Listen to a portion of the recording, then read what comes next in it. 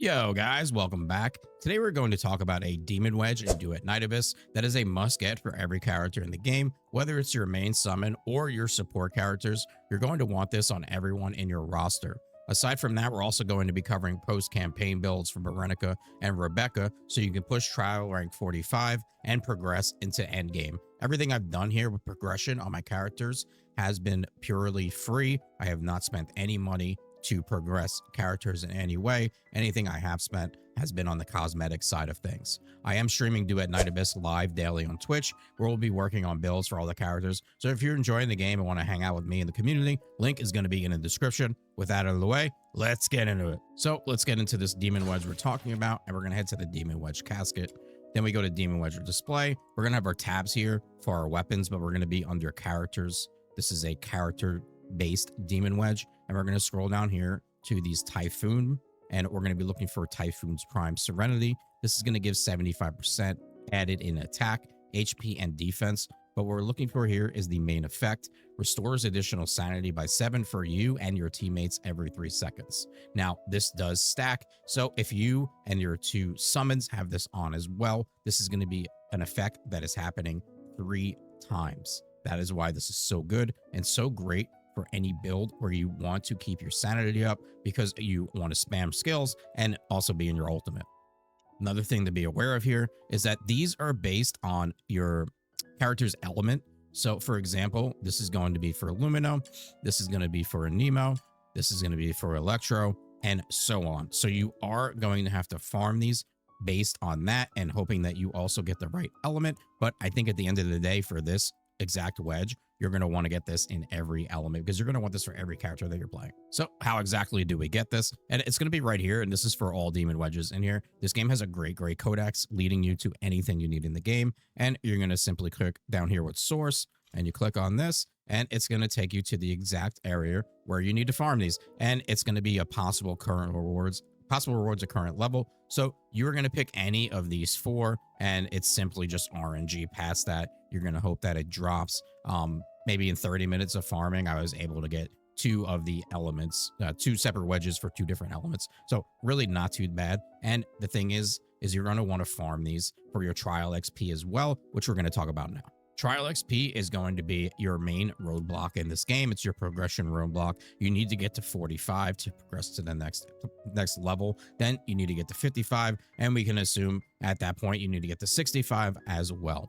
Now, turns out that one of the best ways to farm trial XP is going to be from farming Demon Wedges. Each run from the activity that I just showed you is going to give you pretty much 100 a run as long as you're getting a new Demon Wedge, which you will, because you're not going to have many Demon Wedges at this point. At this point, I think I had like 30 to 40 Demon Wedges in total. So this is going to be one of the best ways to farm trial XP. Other than that, for me, for my trial XP, I was just ascending characters, leveling up characters, and ascending weapons as well. So we are going to cover Berenica and Rebecca builds here.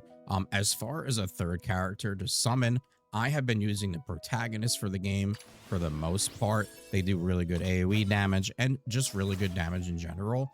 I would really like a buffer at this point, but that's not really easy for me right now and going to be for most people. One of your best is going to be Daphne, but the problem here is one of her best buffing abilities, besides her healing you, is going to be from her skills, and it's in her passive, and it's Ardent Impulse. This is going to give 40% crit chance for self and allies, but that's not something we're really going to be able to get early on. I am going to work my way towards this and see what we can do about crit builds. Other than that, your next best option is going to be farming Fina, but I have not been able to go and farm Fina with all the progress I've been making. That's probably going to be one of my next steps here in my road to endgame. So let's take a look at Berenica and look what I've done with her Demon Wedges. Now, the first 2 you're going to have pretty early on in the game, and they're going to be for skill efficiency, but you're just losing HP and shield. I already had this one like before I even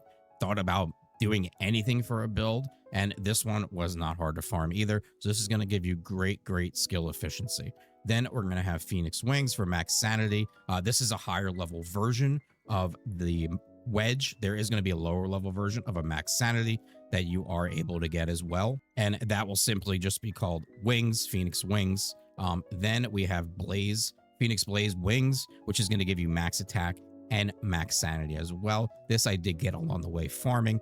And then we have the Typhons Prime Serenity, the wedge that we were just talking about previously, slotted in. And I have done a decent amount of upgrades to my Berenica. So as you can see, we have adjusted the slot track to match the symbol for less cost here. Then we did get Siren's Wings, Inspo, which is going to give us max sanity and skill efficiency. And then I just have this Phoenix Blaze mod, wedge, that everyone is pretty much going to have. We do need to get a higher attack version of this. And once we ascend her again, we're going to have a free slot. Now, your middle slot here, this is going to be not costing you, but adding to your tolerance cap. So when you level this up, it's going to add to your total tolerance cap. And then on top of that, when you adjust the slot track here and pick the correct symbol, it's then going to cost you less as well. So that's big to look out for on your progression. We're not going to get too far into weapons here, but we are going to talk about the weapon on Berenica, and this is going to be Blade Amber Glow. The reason we want this, we're not even using this to attack, is going to be for character attack plus 60%. And we can see that that actually does affect her. Here with her Umber attack, we're going to be at 503. With this equipped, we'll simply just come and we will equip another weapon.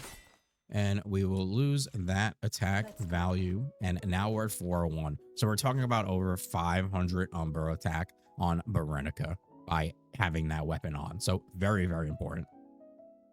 Now, as far as her weapon, Ymir, we are going to have very minimal mods here.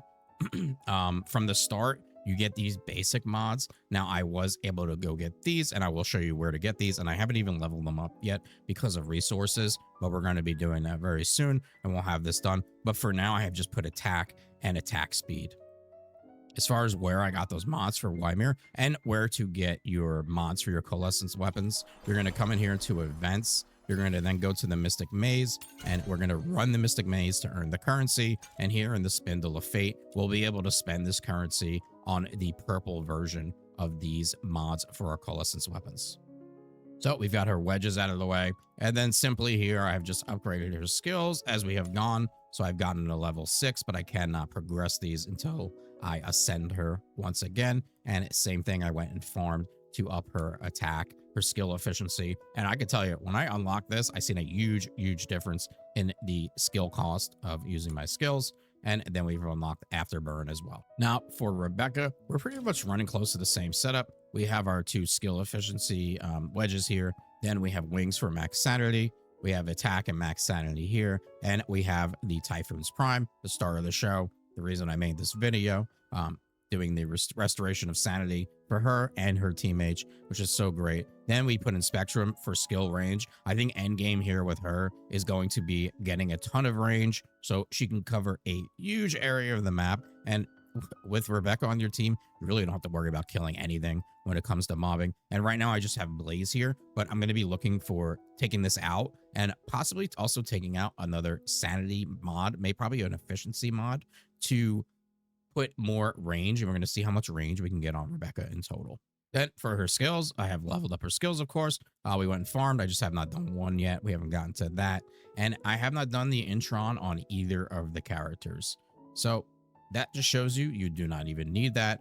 We're able to run content efficiently and effectively without spending any crazy money on this game. It is a big farm, I'm not going to lie, but I enjoy the farm and I enjoy the grind. And that covers everything on the Typhons Prime Serenity Demon Wedge and early game builds for Berenica and Rebecca. Any questions or suggestions about the builds, let me know in the comments. As far as what to expect going forward on the channel, we will be doing end game builds and any guides I feel people are in need of in terms of learning how to progress in the game after the story. Like and subscribe is appreciated. Thanks, guys. Peace.